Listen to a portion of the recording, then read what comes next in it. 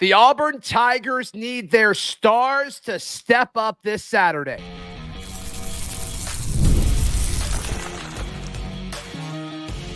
You are Locked On Auburn, your daily podcast on the Auburn Tigers. Part of the Locked On Podcast Network, your team every day.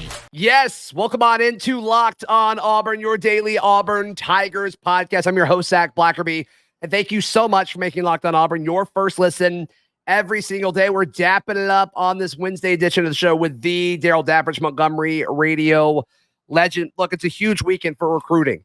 The home opener in SEC play is always going to be that in Auburn. We'll touch on what exactly that means coming up. But there are some players that point blank need to step up this weekend. And let's start with some of the stars that need to step up. And you'll share one in just a second, Darrell. But to me, Jarquez Hunter needs to step up and carry this offense when he's asked to do so against Arkansas.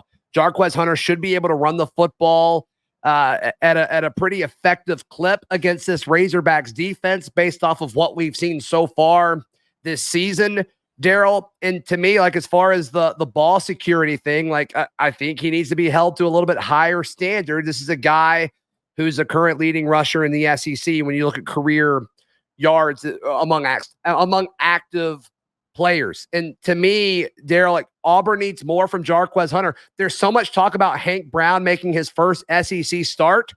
Well, let's let some of these veterans around him step up to make it as easy as possible for Hank Brown to play quarterback in this SEC opener. I think you're seeing that. I think Auburn is ramping that up a little bit and starting to integrate that. Hunter got more than 20 carries last Saturday, which is the first time in a very long time that happened, which just blows me away.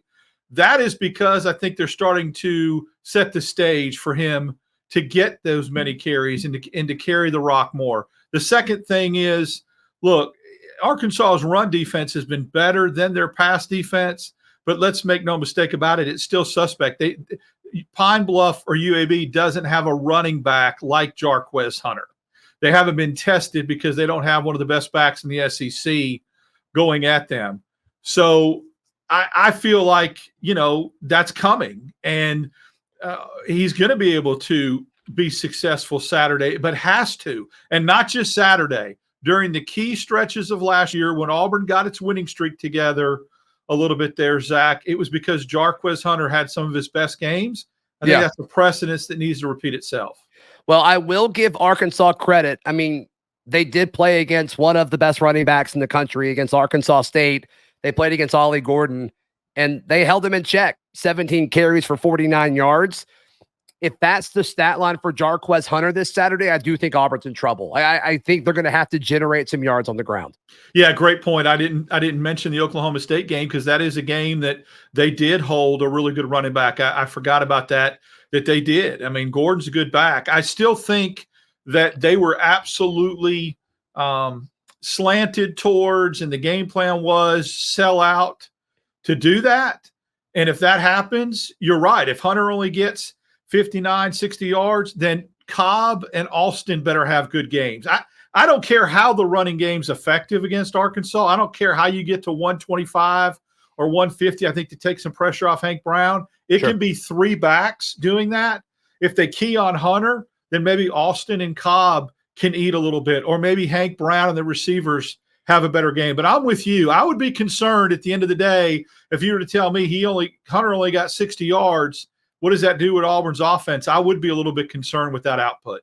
Yeah, and look, I mean, so much hype has been around Jarquez Hunter. Let's see a little bit more of it. We saw him have a good outing last week. Take care of the football, score some points, make life easier for your quarterback. But there are other stars that need to step up, Darrell. Who are you thinking needs to step up for Auburn to get that first win in SEC play?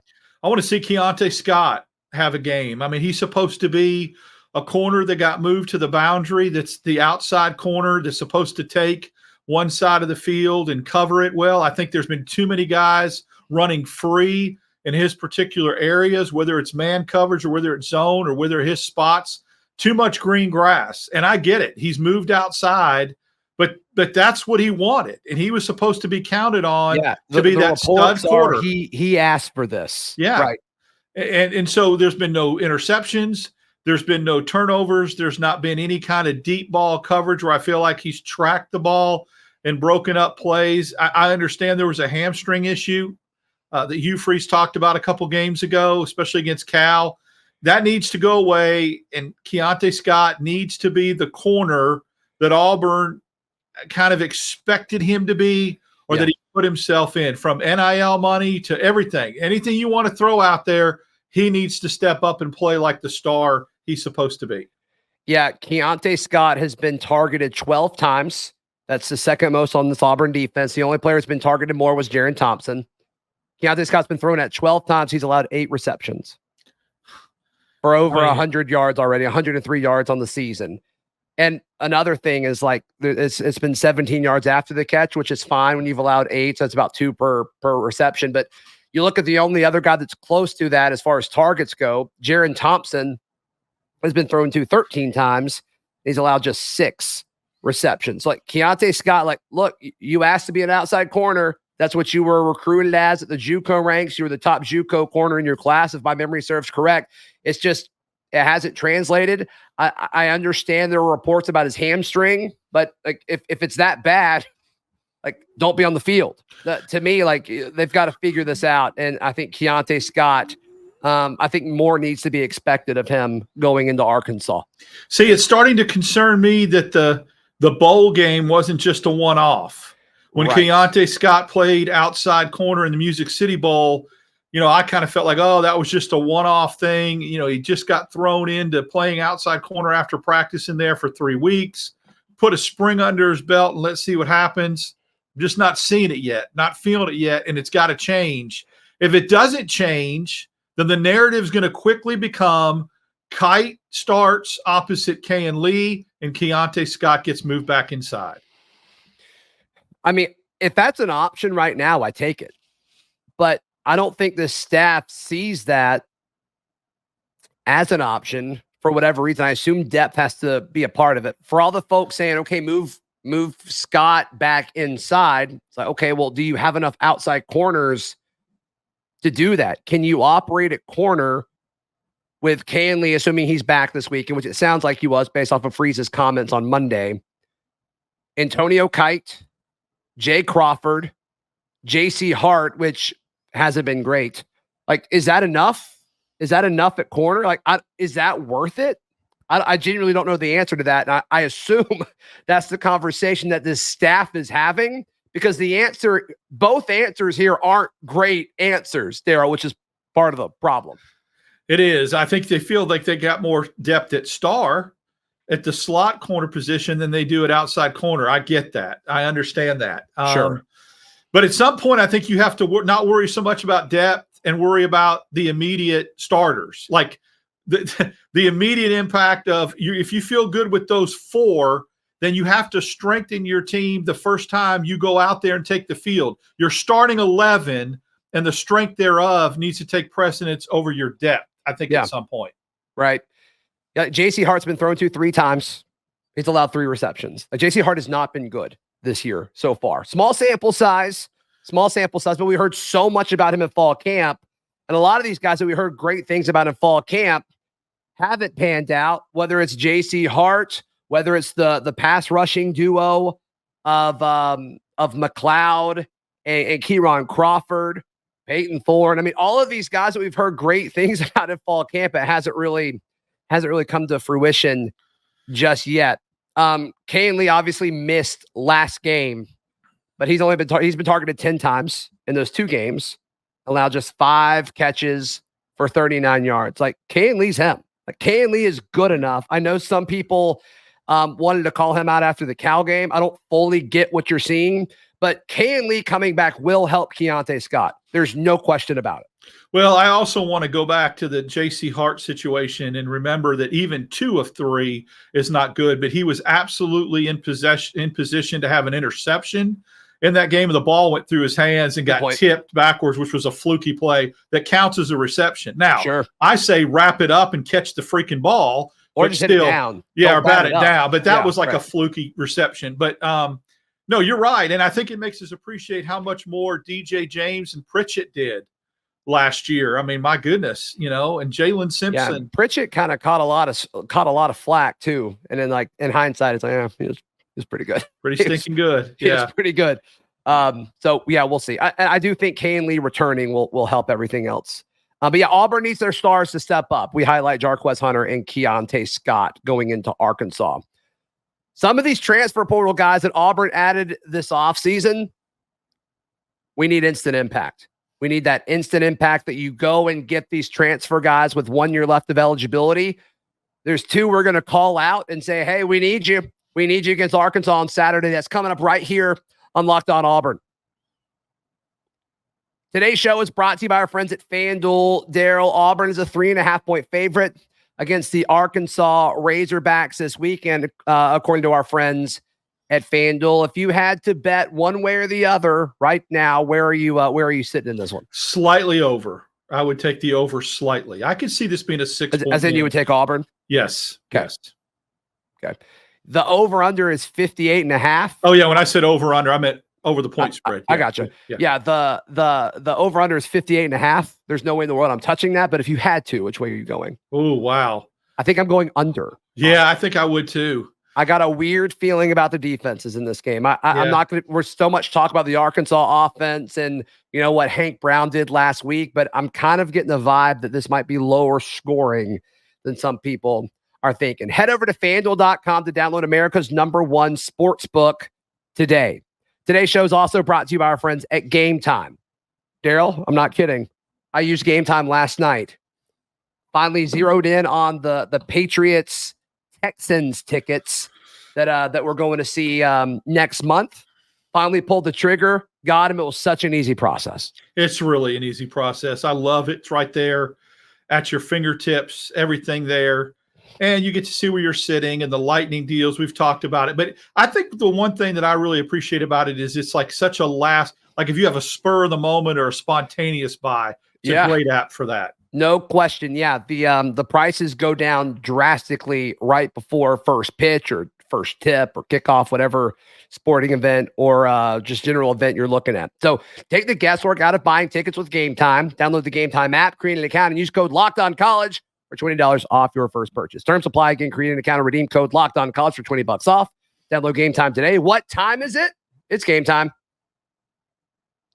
Thank you so much for making Locked On Auburn your first listen every single day. All the everydayers know that we are dropping 2 shows every single day on whatever audio feed or on YouTube. So make sure you're subscribed, however you're listening or watching. So Darrell, to me, okay, you need some of these impact transfers that you decided to go out and get, and I assume heavily invest when it comes to NIL.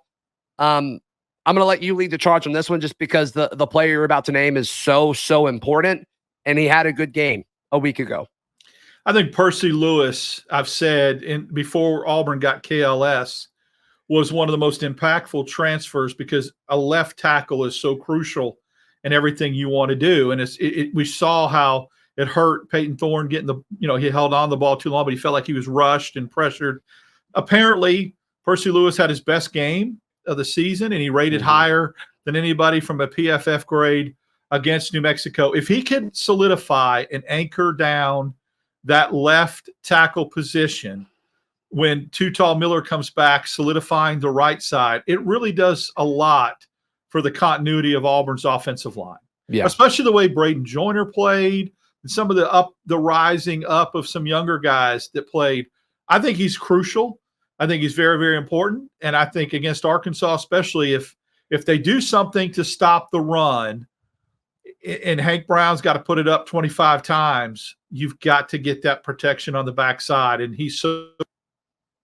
Yep. So Percy Lewis has played 85 snaps so far this season. All 85 have been at left tackle. There's been, some movement on the offensive line, but Percy Lewis has played all 85 of his snaps at left tackle. He's pass protected on 48 of those. And he's just allowed one pressure all season. One pressure in 85 snaps at left tackle when you apparently had a rocky end of fall camp. If you would have told me that based on how we were talking about the left tackle spot at the end of fall camp, I would have taken that in a heartbeat.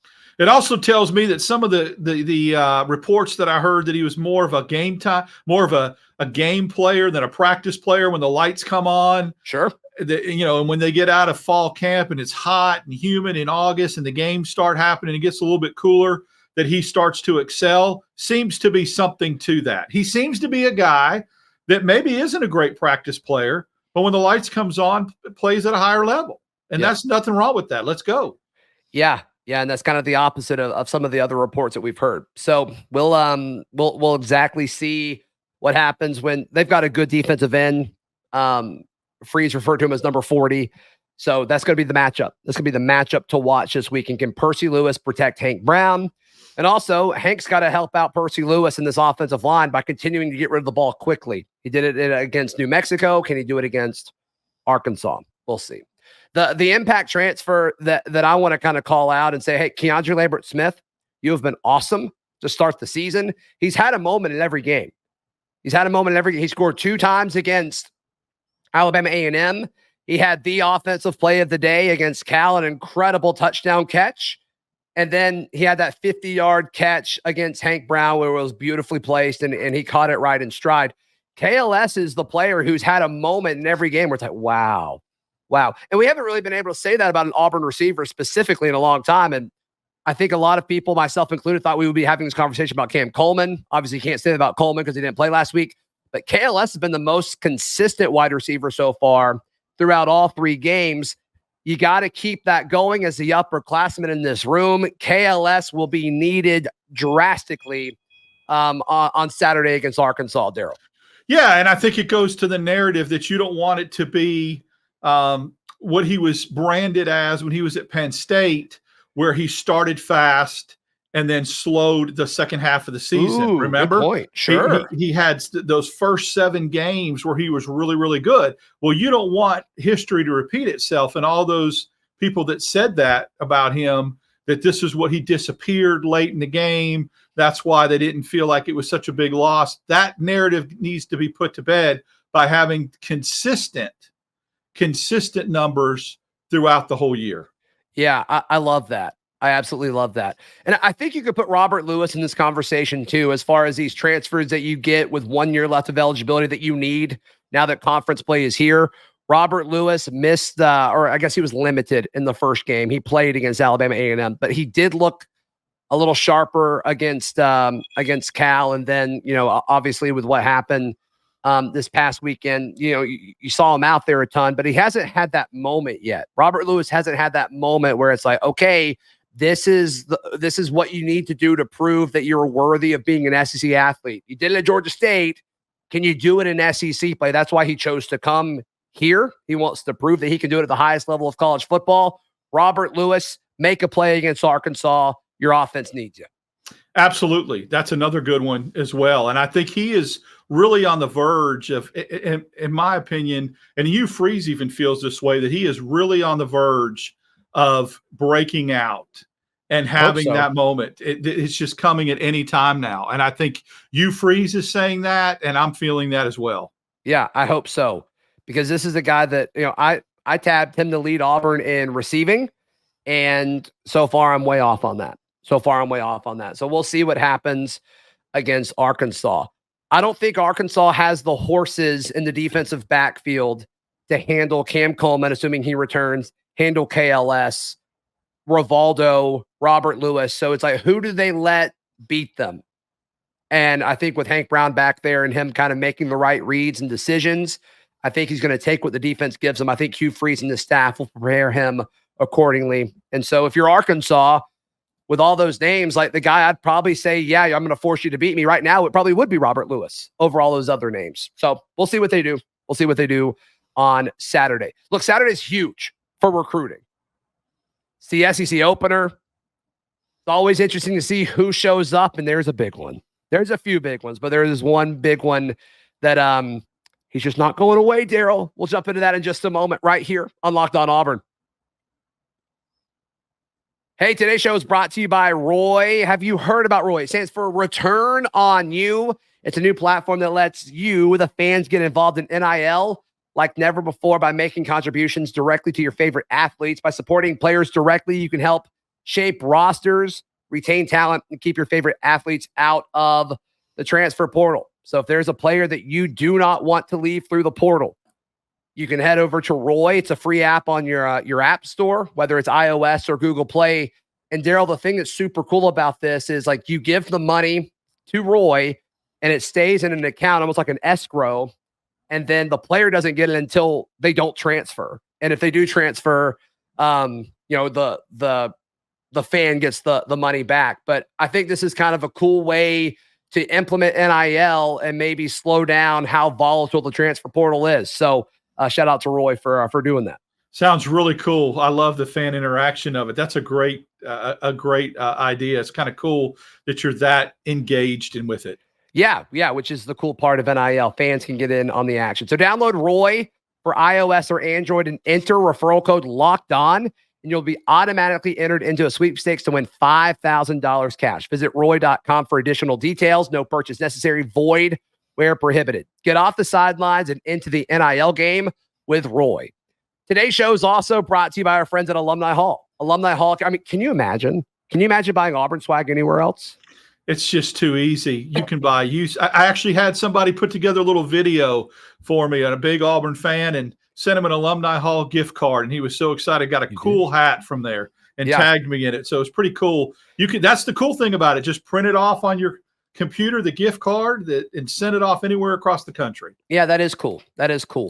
I was waiting to meet my wife for lunch yesterday, and I got there a little early, and it was right next to Alumni Hall. So I perused. And if I'm in there for 5 minutes, I'm going to spend money. And so, of course, that's what happened. But yeah, they've got shirts, they've got hats, they've got everything from stuff for your tailgate, stuff for your office, whatever it is. 3 physical locations in Auburn, Opelika, and Huntsville, or you can check them out online at alumnihall.com. Darrell, is a huge weekend for Auburn recruiting. 5-star receiver Caleb Cunningham is expected to be on campus this Saturday. Big visit. We know he's committed to Alabama, but every time he's one of those kids that gets those those visit highs, they're called, right? He goes on a visit, he leaves that visit, he feels really, really good about that school. Who knows? Who knows what could happen? We've heard that narrative for a while now with him. We've heard him tied to Deuce Knight, a lot of different things. But anytime you can get a kid that's committed already on campus, we've seen with this staff, it doesn't matter. They are persistent, and they will stick with you. So that's a big one. That's the biggest one of all that's coming this weekend. Yeah, I mean, he's just not going away. And every national recruiting analyst says over and over and over again, don't listen to what they say, watch what they do, track the visits, and he just keeps coming to Auburn. Darrell, this is not over. I don't care that he's committed to Alabama. This is not over. I agree. Actions speak, just like Alvin Henderson when he was committed to Penn State, but he kept showing up at Auburn. I think the same scenario with Caleb Cunningham. So we'll see, especially since Auburn's gotten in on some other receivers that you're hearing some scuttlebutt with Upshaw and C.J. Wiley. Maybe Caleb Cunningham's thinking, if I want to have a spot, I need to go ahead and get back on campus. Who knows? I mean, maybe, but he's got to know he always has a spot. Like, there's not a world where he wants to flip to Auburn and we say no. There's not a chance in it. Right. So, but yeah, we'll see. Maybe he does up the pressure a little bit. Ty Buster is expected to visit this weekend. His may be an official. I'm not positive. Don't quote me on that. But a 4-star and on 3, a 3-star everywhere else. But, he's been an Auburn commit. And with the name Ty Buster, like, how are you not going to be impressive as an offensive lineman? That just sounds like such like an offensive lineman. Ty Buster. Yeah, I love that name. And it is. And he's a kid, I think, Zach, if I'm not mistaken, with the re-rankings that just came out yesterday, climbed up a little bit as far as the recruiting ranking scale. So that's good news for Auburn too. Yeah. He got his 4-star on 3, I think, earlier this week. So that's awesome. And maybe he'll get that 4-star from other places too. Whatever. I don't care. I mean, it's hard for a guard to get a 4-star. I mean, some positions are just tougher. They're not valued the same. But yeah, Ty Buster, he'll be on campus. And then Blake Woodby, he's bringing some of his teammates. Of course, he's from Maryland, but he's got is the it St. Francis boys? Yeah, I mean they've got to just blow out everybody because they are so Bryce loaded. Diaz is committed to Auburn as well, but he's bringing, is it Jira Edwards? Is that how it's pronounced? Yeah, the safety. And then Daren Smith, the defensive lineman. Darrell, what time did Blake Woodby commit? Do you remember? 12:30. It's around 12:30 on Big Cat Weekend. Yeah, so kind of let that afternoon kind of kept that momentum going. But yeah, when you look at Edwards and Smith, two highly touted guys, two teammates, that pipeline is a real thing. It'd be awesome to get more guys committed from that school. Daren Smith is a kid that Auburn really, really wants, and he is committed to Tennessee. He gave his verbal to commit to Tennessee last month, but that's another one that's not over. Yeah, Auburn feels really good that they could still, flip him, especially with two of his teammates already coming to Auburn. I love that. A pipeline. Look, high school kids like that, when you get 2, 3, 4 together, Woodby is really, really talking up this visit. He's putting it out on social media saying, I'm bringing 2 studs with me. Auburn family, show them some love. So I think Auburn sits in a great position to maybe flip Smith from Tennessee.